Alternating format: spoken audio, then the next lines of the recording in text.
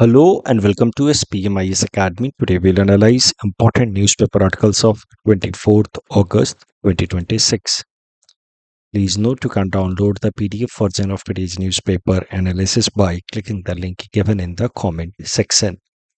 This is the list of the topics that we'll be covering from today's newspaper. The first topic is about Save America Act. Important from our syllabus GS paper 2 Indian polity point of view. जो सब topic है comparison of Indian constitution with other constitutions of the world, उससे relate करके इस topic को देखा जा सकता है. देखिए, सबसे पहले भारत के अंदर वोटर आईडी बनाने के लिए क्या नियम हैं उनको समझते हैं, या ओवरऑल इलेक्शन मैकेनिज्म को कैसे रेगुलेट किया जाता है उसको समझते हैं.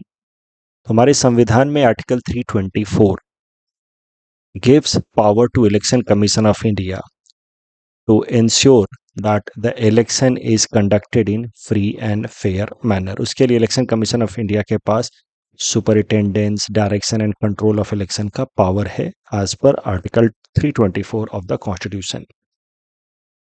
उसी के अंतर्गत भारत के अंदर एपिक बनाया जाता है, इलेक्टोरल फोटो आइडेंटिटी कार्ड, जिसको कॉमनली हम लोग वोटर आईडी कार्ड कहते हैं. वोटर आईडी कार्ड या एपिक बनाया जाता है फॉर वोटर आइडेंटिफिकेशन.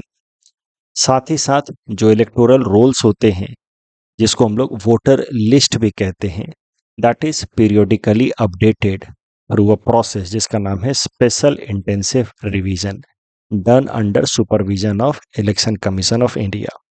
तो भारत में इलेक्टोरल रोल्स बनाना यानी कि वोटर लिस्ट तैयार करना या वोटर आईडी रिलीज करना, ये सब इलेक्शन कमीशन ऑफ इंडिया करती है as per article 324 that gives power to it in order to ensure free and fair election. साथ ही साथ इसके लिए दो कानून भी हैं, representation of people act 1950 and 1951.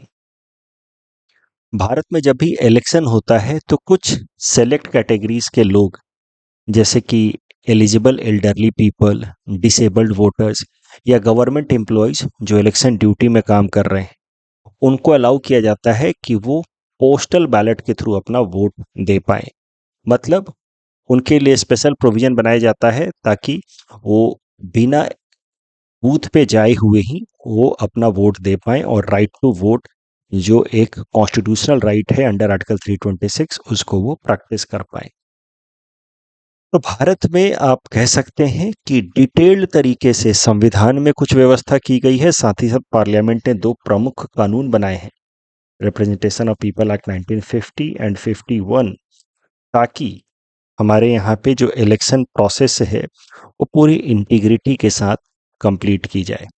Electoral sanctity during the election is maintained. उसके लिए बहुत डिटेल्ड व्यवस्था की गई है.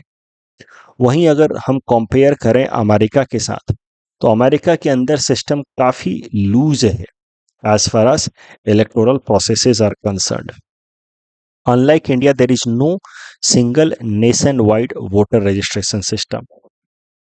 वहाँ पे वोटर आईडी, आप जिसको हम लोग अपने यहाँ पे वोटर आईडी या वोटर लिस्ट कहते हैं, it is managed by the state या लोकल अथॉरिटीज़. तो भारत और अमेरिका के बीच में जो इलेक्टोरल आर्किटेक्चर है उसको थोड़ा कंपेयर करते हैं. हमारे यहाँ संविधान में सीधी सीधी कुछ बातें दी गई हैं in order to maintain electoral integrity, जबकि यूएस में इतना सेंट्रलाइज्ड नियम नहीं है इलेक्टोरल आर्किटेक्चर की, कैसे वोटर आईडी बनेगा या कैसे voter list time to time update होगा. वो काफ़ी डिसेंट्रलाइज तरीके से मैनेज होता है. हमारे यहाँ पे एक सेंट्रलाइज्ड अथॉरिटी है election commission of India, single independent authority, जो यूनियन लेवल पे साथ ही साथ स्टेट लेजिस्लेटिव असेंबली के इलेक्शंस कंडक्ट कराती है. अमेरिका में ऐसी कोई इक्विवेलेंट इलेक्टोरल अथॉरिटी नहीं है. वहाँ पे एक सेंट्रल अथॉरिटी है जिसका नाम है फेडरल इलेक्शन कमीशन, बट वो सिर्फ इलेक्टोरल कैंपेन के दौरान फाइनेंस पे नज़र रखती है कि कौन सी पार्टी ने कितना पैसा खर्च किया, उससे ज़्यादा नहीं. तो federal election commission of America can not be considered to be analogous to election commission of India. Election का जो पूरा एडमिनिस्ट्रेशन है भारत में election commission of India supervise करता है. यूएस के अंदर अलग अलग स्टेट या लोकल अथॉरिटी सुपरवाइज करती हैं वोटर लिस्ट तैयार करना या फिर वोटर आईडी देना. ये अलग अलग स्टेट में अलग अलग तरीकों से होता है. It is not a centralised mechanism. Voter registration. Election machinery prepares it and revises electoral rolls under supervision of Election Commission of India. And America में voter registration is largely electoral initiated. Elector मतलब जो voters हैं, जो eligible voters हैं, वो अपना नाम जाकर के दर्ज कराते हैं. मेनली इसमें कोई बहुत सेंट्रलाइज्ड रेगुलेशन नहीं है. भारत के अंदर भी जैसे ही किसी का एज 18 ईयर्स होता है, उसके बाद जब भी वोटर लिस्ट तैयार किया जाता है तो उसमें वो अपना नाम रजिस्टर करा सकता है. लेकिन भारत में बड़ा स्ट्रॉन्ग सेंट्रलाइज्ड सुपरविजन होता है देखने के लिए कि ये एलिजिबल वोटर है या नहीं. अमेरिका में this system is quite individual based. उस पर बहुत ज़्यादा गवर्नमेंट या स्टेट गवर्नमेंट का सुपरविजन नहीं होता है. Voter identification. हमारे यहाँ पे वोटर आईडी कार्ड बनता है, इसको हम लोग ईपिक कहते हैं, और उसको बनाने के लिए बाकी आइडेंटिफिकेशन डॉक्यूमेंट्स देने होते हैं.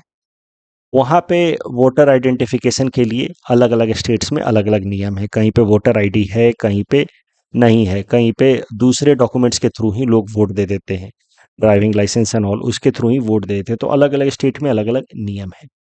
इतना बस ध्यान रखना है कि भारत में इलेक्शन की जो प्रक्रिया है या वोटर लिस्ट बनाने की प्रक्रिया, जिसको इलेक्टोरल रोल्स कहा गया है फॉर्मल तरीके से, या वोटर आईडी बनाने की प्रक्रिया जिसको एपिक कहा गया फॉर्मल तरीके से, वो बड़ा regular, centralised and quite supervision के बाद ही, सर्विलेंस के बाद ही होता है.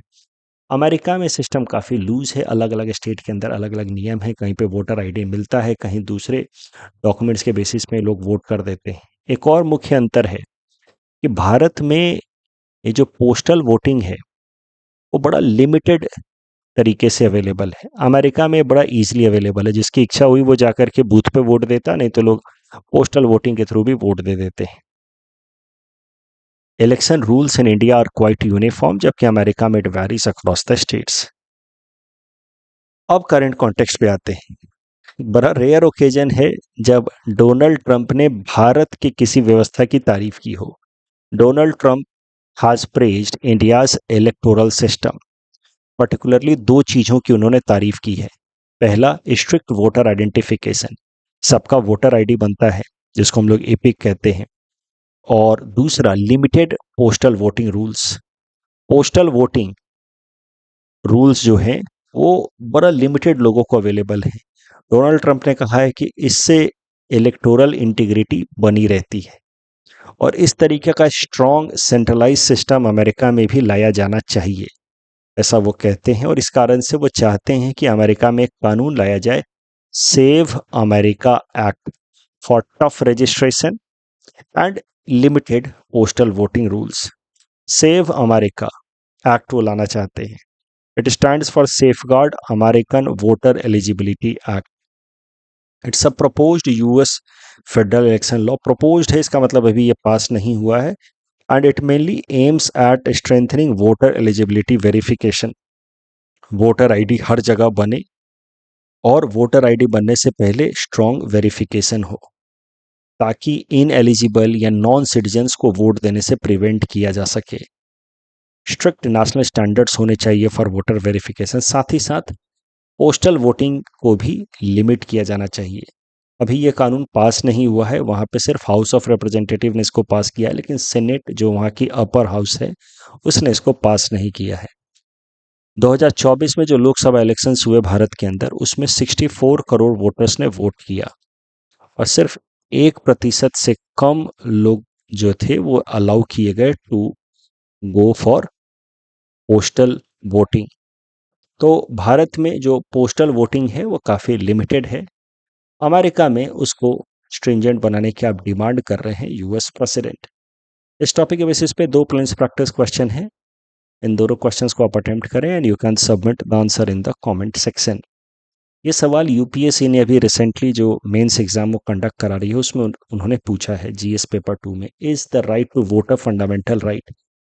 हमने कई दफ़ा डिस्कस किया है न्यूज़पेपर एनालिसिस में कि right to vote is not a fundamental right. मैंने प्रीलिम्स क्रैश कोर्स के रिवीजन में भी कराया है. Article 326 gives right to vote, तो साथ ही साथ फिर right to vote statutory provisions भी हैं under representation of people act 1950 and 51, but it is not a fundamental right. Nevertheless, Supreme Court has linked right to vote with Article 19(1)(a) freedom of speech and expression. वो भी आप इस answer में लिख सकते हैं.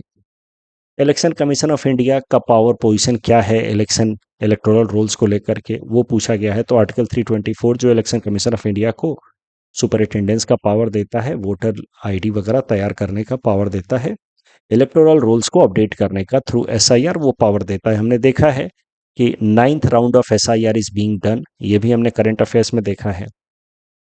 लेकिन साथ ही साथ हमने ये भी देखा है कि इलेक्शन कमीशन ऑफ इंडिया के पास पावर नहीं है किसी की सिटीजनशिप को स्ट्राइक डाउन करने की.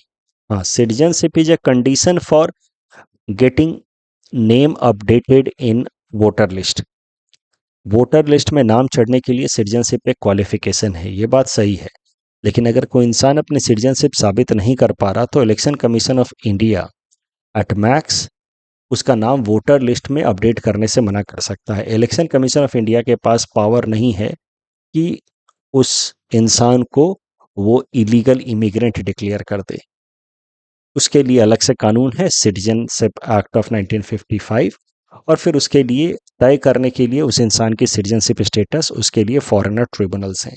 Election commission of India does not decide on the question of citizenship of the voter. हाँ, क्राइटेरिया है सिटीजनशिप होगी तो वोटर लिस्ट में नाम चढ़ेगा, but election commission of India itself can not say that some persons are या few people are not citizens या illegal immigrants. At max कह सकता है कि हमें डाउट है, इस कारण से हम इनका नाम नहीं चढ़ा रहे.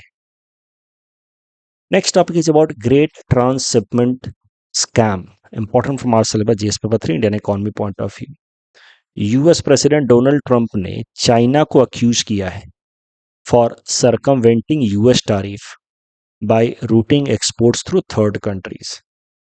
बेसिकली चाइना के ऊपर अमेरिका ने बहुत सारे टैरिफ्स लगाए अनफेयर ट्रेड प्रैक्टिसेस के नाम पे. अब चाइना के ऊपर अमेरिका दूसरे आरोप लगा रहा है कि चाइना के ऊपर हमने टैरिफ लगाया, इस कारण से चाइना हमारे देश में सीधा सीधा सामान एक्सपोर्ट नहीं कर रहा है, वो किसी तीसरे देश के थ्रू हमारे देश में सामान एक्सपोर्ट कर रहा है. इसे अपना सामान भारत में भेजा और भारत में उस सामान में थोड़ा बहुत मॉडिफिकेशन करके पैकेजिंग वगैरह थोड़ी चेंज करके और वापस उसको अमेरिका में बेचा जा रहा है. तो इस तरीके से China is circumventing US tariff norms by routing its export through third countries. इसको नाम दिया है अमेरिका ने great transshipment scam. Transshipment refers to goods being routed through an intermediary country. For example, ये अमेरिका का एलिगेशन है, कोई proven fact नहीं है, लेकिन अमेरिका कह रहा है कि ट्रांसशिपमेंट हो रहा है चाइना के प्रोडक्ट का टू अमेरिका. मतलब चाइना से सामान आया किसी दूसरे देश में, जैसे वियतनाम, इंडिया, मैक्सिको में, वहाँ पे थोड़ी बहुत प्रोसेसिंग हुई, रिपैकेजिंग हुई और वापस उसको अमेरिका में बेच दिया, तो इसको कहा जाता है ट्रांसशिपमेंट. अमेरिका का एलिगेशन है कि चाइना ट्रांसशिपमेंट कर रहा है ताकि वो यूएस टैरिफ से बच सके, और 40 से भी ज़्यादा देशों के ऊपर उसने अमेरिका ने एलिगेशन लगाए हैं कि वो चाइना की मदद कर रहा है इन ट्रांसशिपमेंट, उसमें से भारत का भी नाम है.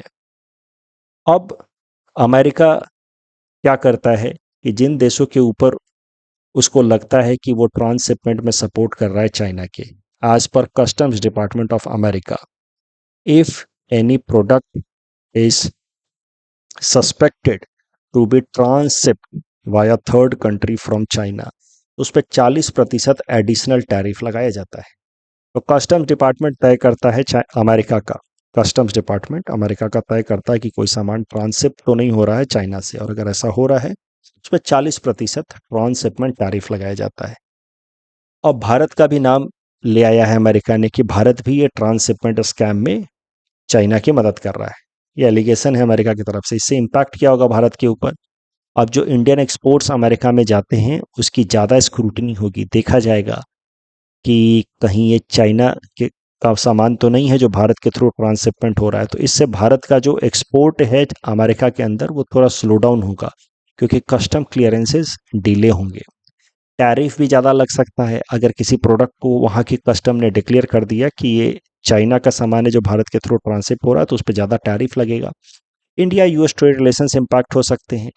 एंड मोस्ट इम्पॉर्टेंटली भारत जो चाइना प्लस वन स्ट्रैटेजी से बेनिफिट एक्सट्रैक्ट करने की कोशिश कर रहा है, वो फायदा डिफीट हो सकता है या डिरेल हो सकता है, वो स्ट्रैटेजी हमारी डिरेल हो सकती है। चाइना प्लस वन स्ट्रैटेजी है क्या? China plus one strategy is being adopted by many MNCs who are operating from China. जैसे अमेरिका की कोई कंपनी है, मान लीजिए एप्पल, तो चाइना में मोबाइल फोन मैन्युफैक्चर कर रही है। अब इन कंपनियों को एक बात पता है कि अमेरिका सरकार बहुत सारे टैरिफ लगा रही है चाइनीज प्रोडक्ट्स के ऊपर, तो इस कारण से ये कंपनियां चाइना के अलावा एक और इसी तरीके की सिमिलर इकोनॉमी पे अपने इन्वेस्टमेंट कर रहे हैं, इंफ्रास्ट्रक्चर क्रिएट कर रहे हैं। rather than depending entirely on China, they are creating another alternative. उस कॉन्टेक्स्ट में they are creating their factory units in countries like India, Vietnam, Malaysia, Singapore, may be Sri Lanka. इसको कहा जा रहा है China plus one strategy of these MNCs who were earlier operating solely from China. Now they are trying to create another leg also. इस कारण से भारत जैसे देशों में कुछ इन्वेस्टमेंट्स आ रहे हैं, फॉरेन डायरेक्ट इन्वेस्टमेंट आ रहे हैं और भारत को फायदा हो रहा है। लेकिन अब ये जो कंपनियां भारत के अंदर मैन्युफैक्चरिंग करेंगी और जब एक्सपोर्ट करेंगी, इनका एक यूनिट चाइना में ऑलरेडी चल रहा है, तो फिर अब इन एक्सपोर्ट को अमेरिका के अंदर क्लोजर स्क्रूटनी की जाएगी और हो सकता है कि इन प्रोडक्ट्स को कहा जाए कि ये ट्रांसशिपमेंट प्रोडक्ट है। तो भारत का जो benefit that could arrive from China plus one strategy, उसको काफी हद तक सेटबैक लगेगा because of this new transshipment allegation scam, transshipment scam allegation put by the US administration. Bharat और अमेरिका के बीच में ट्रेड रिलेटेड और भी कई सारे करंट टाइम में डिफरेंसेस चल ही रहे हैं। जैसे Bharat oil and uranium import करता है रसिया से, उसको लेकर के अमेरिका ने बार बार थ्रेटन किया है कि वो भारत के ऊपर एडिशनल टैरिफ लगाएगा for such purchases from Russia, क्योंकि रसिया के साथ ट्रेड पे अमेरिका सैंक्शंस लगाता है as per it's CAATSA law, countering America's adversaries through sanctions. CAATSA law के अंतर्गत 3 देशों को अमेरिका टारगेट करता है, Russia, Iran and North Korea. दूसरा, डिजिटल पेमेंट सिस्टम को लेकर के अमेरिका ने बार बार कंसर्न्स रेज किए हैं। जैसे भारत की जो डिजिटल पेमेंट सिस्टम है यूपीआई या रुपे, उस पर कोई चार्जेस नहीं लगता, कोई मर्चेंट डिस्काउंट रेट नहीं लगता, उल्टा यूपीआई पे तो थोड़ा इंसेंटिव भी मिलता है। अब आगे हो सकता है कि यूपीआई पे मर्चेंट डिस्काउंट रेट लगे, लेकिन अभी तक नहीं लगता। मतलब सरल भाषा में कहें तो UPI and RuPay based payments are free. जबकि वहीं अमेरिका की कोई फिनटेक कंपनी है जैसे मास्टर कार्ड, वीजा, इन सब का अगर कार्ड इस्तेमाल करते हैं, डेबिट कार्ड, तो उस पर मर्चेंट डिस्काउंट रेट लगता है। तो इस तरीके के डिफरेंशियल ट्रीटमेंट को लेकर के अमेरिका ने बार बार कंसर्न रेज किया है रिगार्डिंग डिजिटल पेमेंट्स। उसके अलावा अमेरिका ने एडिशनल रेसिप्रोकल टैरिफ लगाया है 10% का on India for engaging into unfair trade practices. ये एलिगेशन लगा करके अमेरिका ने कि भारत कुछ अनफेयर ट्रेड प्रैक्टिस कर रहा है, section 301 of US trade act के अंतर्गत भारत के ऊपर रेसिप्रोकल टैरिफ ऑफ 10% लगाया है। साथ ही साथ अमेरिका बार बार एलिगेशन लगाता है कि भारत कई सारे टैरिफ बैरियर्स इंपोज करता है to prevent American goods being exported to India. तो भारत के ऊपर उल्टा एलिगेशन लगाता है अमेरिका कि भारत बहुत सारे tariff and non tariff barrier लगाता है ताकि अमेरिकन प्रोडक्ट्स को भारत में ना आने दे। तो ये सब कुछ रिसेंट ट्रेड फ्रिक्शंस हैं भारत और अमेरिका के बीच में। इस टॉपिक डिस्कशन के बेसिस पे ये 2 प्रीलिम्स प्रैक्टिस क्वेश्चंस हैं। Please attempt these questions and submit the answer in the comment section. Next topic is about around 8.7 crore Indian youth are NEET as per NITI Aayog. Important from our syllabus GS paper 3 Indian economy point of view. NITI Aayog का एक report है री imagining skilling for विकसित भारत 2047। इस report में नीति आयोग ने कहा है कि about 8.7 crore Indian youth between age of 15 to 29 years are NEET. NEET here stands for not in education, employment और ट्रेनिंग। 15 से 29 साल की उम्र के जो यूथ हैं, उसमें से 8.7 करोड़ यूथ ना ही कोई पढ़ाई कर रहे हैं, ना ही कहीं नौकरी कर रहे हैं, ना ही किसी तरीके की फॉर्मल ट्रेनिंग ले रहे हैं, वोकेशनल ट्रेनिंग ले रहे हैं। अब ये जो लार्ज नीट पॉपुलेशन है 8.7 करोड़ का, it's a matter of concern because it highlights under utilised human capital. हमारा जो यंग पॉपुलेशन है उसकी जो कैपेबिलिटीज हैं उनको हम प्रॉपरली यूटिलाइज नहीं कर पा रहे हैं। that will lead to wastage of demographic dividend. Rather, this young population will become burden for the economy and it will turn into demographic disaster, demographic burden, या कभी कभार इसको कहा जाता है demographic bomb. When younger population will not get meaningful employment, then they will get into anti social activities, उस case में उनको कहा जाता है डेमोग्राफिक बॉम्ब। तो हमारे देश में यंग पॉपुलेशन है, India is one of the youngest economy, लेकिन जब तक हम उनकी स्किल डेवलपमेंट नहीं करेंगे, उनको उनको as a human capital develop नहीं करेंगे, तब तक उस यंग इकोनॉमी का हमें डिविडेंड नहीं मिलेगा, जिसको हम लोग डेमोग्राफिक डिविडेंड कहते हैं। Rather it will become a burden for us. And 8.7 crore Indian youth being NEET is a matter of concern. NITI Aayog कहता है कि ऐसे यूथ को हमें सब्सिडाइज ट्रेनिंग या अफोर्डेबल ट्रेनिंग प्रोवाइड करना चाहिए। Provide opportunities of learning while earning, क्योंकि गरीब परिवार के बच्चे हैं, इनको सिर्फ पढ़ाई में अभी नहीं फोर्स किया जा सकता, उनको ऐसे मौके देने होंगे कि जहां वो सीखते सीखते ही कुछ पैसा भी कमा पाए, सेल्फ एम्प्लॉयमेंट की अपॉर्चुनिटीज क्रिएट करनी होंगी। कुछ दिनों पहले ministry of statistics and programme implementation ने अपने रिपोर्ट में कहा था कि youth unemployment rate is very high, about 16.2%, and youth labor force participation rate is quite low, 41% only. This data also raises concern about India's demographic dividend being wasted.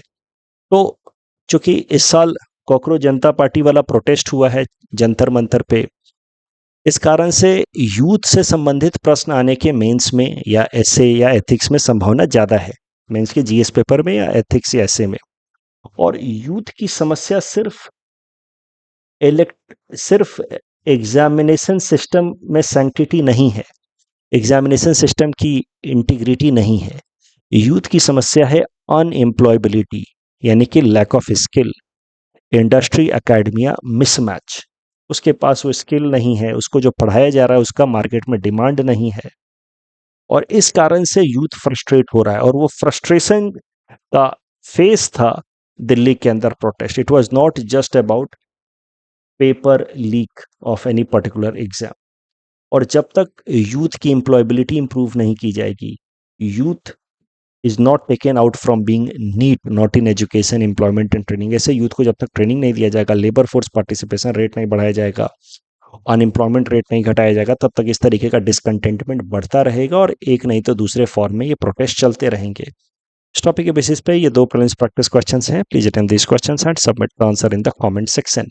Next topic is about AI transforming cyber attacks and cyber defence, important from our syllabus GS paper 3 internal security point of view. देखिए, cyber security GS paper 3 internal security के अंदर एक topic mention है। अब cyber security related basic बातें आप जानते हैं कि किस किस तरीके के साइबर अटैक्स इन्वॉल्व होते हैं, ये हमने प्रीलिम्स के दौरान भी देखा है। लेकिन कुछ करंट नाम अगर आप याद रख पाए, करंट साइबर रेट्स या साइबर अटैक्स याद रख पाए, तो आपका आंसर थोड़ा बेहतर हो जाता है। ये जो आर्टिकल है ये कहता है कि रिसेंट टाइम में एआई के राइज के कारण साइबर अटैक और साइबर डिफेंस दोनों मजबूत हुए हैं। तो दोनों अपने अपने लेवल पे मजबूत हुए, इसलिए रिस्क एज इट इज बना ही हुआ है। हमने डिफेंस मजबूत किया है तो साइबर अटैक्स भी मजबूत हुए हैं। Cyber attacks transforming because of AI, क्या क्या चीजें हो रही हैं, साइबर अटैक का खतरा क्यों बढ़ रहा है बिकॉज ऑफ एआई। उसके पीछे कुछ कारण बताए गए हैं। ऑटोमेटेड रिकॉनेसेंस, मतलब AI can gather a large information of the target rapidly. For example, US की एक एआई कंपनी है एंथ्रोपोस, उसने कहा था कि इसका AI model Claude Mythos can identify gaps in critical softwares that are used to run big finance companies, banks. उनको seconds के अंदर, बिल्कुल सेकंड्स के अंदर, क्लॉड माइथोस जो एआई मॉडल है एंथ्रोपोस का, उस सेकंड्स के अंदर बड़ी बड़ी बैंक्स के जो सॉफ्टवेयर सिस्टम है उनके गैप्स को आइडेंटिफाई करके उनकी वल्नरेबिलिटीज को एक्सप्लॉइट कर सकता है और साइबर फ्रॉड कर सकता है। ये खुद क्लेम किया था एंथ्रोपोस ने about it's AI model Claude Mythos. तो इसको कहा जाता है automated reconnaissance. AI generated fishing, मतलब हाईली पर्सनलाइज्ड फिशिंग ईमेल्स जिससे लोग फंस सकें, deep fakes can be generated through AI. तो ये सब के कारण एआई बेस्ड साइबर अटैक्स के खतरे बढ़ गए हैं। कुछ रिसेंट एग्जांपल्स याद रखिए, कहीं साइबर सिक्योरिटी पे प्रश्न है तो ये सब कोट करने के लिए। Recently China's sponsored group GTG 1002 used Mythos for cyber espionage. Operation Sindoor के दौरान Pakistan sponsored group APT 36 targeted India's critical sectors like defense, army, navy, DRDO, and also Bharat Operating System Solution BOS Linux। BOS Linux एक open software system है, open source software system है, इसको develop किया CDAC ने। And BOS Linux is used by Indian government agencies, government schools, general public domain. उसके अलावा कुदान कुलन nuclear power plant में भी रिसेंटली रैंसमवेयर का अटैक हमने विटनेस किया। तो ये सब कुछ करंट एग्जांपल्स हैं साइबर अटैक्स के। एपीटी 36 याद रखना, बॉस लिनक्स याद रखना, ये सब मेंस में लिखने में काम आएगा। इस टॉपिक के बेसिस पे प्लीज प्रैक्टिस क्वेश्चन है। Please attempt this question and submit the answer in the comment section. Next topic is about new guidelines for handling protest in the age of social media. This topic is going to be very important from our syllabus GS paper 4 ethics and integrity, specially with respect to case study. देखिए, Delhi police की एक recently training की कराई गई है, उसमें उनको new advisories दिए गए हैं regarding handling protest in the age of social media. Social media के दौर में अब प्रोटेस्ट को कैसे हैंडल करना है उसकी ट्रेनिंग दी गई है दिल्ली पुलिस को। ये ट्रेनिंग का जो मॉड्यूल है it has been framed by central agencies. तो कुछ इंपॉर्टेंट बातें जो दिल्ली पुलिस को बताई गई हैं कि stay calm and avoid provocation. Protesters को अननेसेसरी प्रोवोक करने की कोशिश मत करो, जितना हो सके उतना कामनेस मेंटेन रखना है। Avoid unnecessary confrontation, respectful conduct रखना है हमेशा, कोई भी अग्रेसिव फिजिकल रिस्पॉन्स नहीं देना है। एक सेकंड के लिए भी कुछ अग्रेसिव एक्शन करोगे, एग्रेसिव वर्ड्स बोलोगे, तुरंत कैमरे में रिकॉर्ड हो जाएगा और फिर वो सोशल मीडिया पे सर्कुलेट होने लगेगा और लोग उसी से अपना ओपिनियन बनाएंगे कि देखो पुलिस तो इतना एट्रोसिटीज करती है। तो इस कारण से रियलिटी जो है वो कुछ और हो सकती है, but opinion about Delhi police can be saved through that 1 second video itself. और ह्यूमैनिटेरियन रिस्पॉन्स देना है। इफ प्रोटेस्टर फेंट्स, अगर कोई प्रोटेस्टर गिर जाता है, उसको चक्कर आ जाता है, इंजरी हो जाती है, तो उसको असिस्ट करना है, एम्बुलेंस बुलाना है, clear path for medical help ensure कराना है, रास्ता क्लियर कराना उसके लिए। तो दिल्ली पुलिस को समझाया गया है कि in the age of social media जो प्रोटेस्ट हैं they are being frequently recorded and circulated online. अब दिल्ली पुलिस को लॉ एंड ऑर्डर मेंटेन करना है, बट साथ ही साथ रेस्ट्रेन और प्रोफेशनलिज्म भी रखना है, क्योंकि any angry response even for a split second can become a content for social media and it will be widely circulated. So, since cameras are everywhere, maintain calm face and helping hand. ये directions दिए गए हैं Delhi police को। अब इस topic के ऊपर एक केस स्टडी में उम्मीद कर रहा हूँ इस साल, तो मैंने केस स्टडी बना करके दिया है कि क्या क्या एथिकल डायलेमास होते हैं ऐसे सिचुएशन में जब लोग प्रोटेस्ट कर रहे हैं, काफ़ी प्रोवोकेटिव स्टैंड ले रहे हैं। आप एक पुलिस ऑफिसर हैं, आपको लग रहा है कि लॉ एंड ऑर्डर बिगड़ सकता है, आप क्या करेंगे? कोर्स ऑफ एक्शन क्या होगा? अगर कोई चक्कर खा जा के गिर जाता है, कोई बेहोश हो जाता है, तो आप क्या करेंगे? कैसे क्राउड को मैनेज करेंगे? और पब्लिक सर्विस के कौन से वैल्यू जो हैं इस केस में रिलेवेंट है? इस क्वेश्चन को आप अटेम्प्ट करें, if needed you can read the hints also. Rare disease related दोनों स्टेटमेंट सही थे जो हमने लास्ट डे प्रैक्टिस क्वेश्चन लिया था। दूसरा, national policy for rare disease, इसमें यहाँ 50 लाख तक होगा, ना कि 20 लाख तक, इसलिए दूसरा स्टेटमेंट गलत है। Judges in district court are appointed by the governor in consultation with high court, that is true, लेकिन second statement is wrong. Eco sensitive zone, तीसरा स्टेटमेंट गलत है। Human activities are completely prohibited within EEZ, that is wrong. Some human activities are allowed. Kaziranga national park और Karbi Anglong hills को आपस में divide करने वाला नेशनल हाईवे 37 है। That's all from our side for today. Thanks for watching.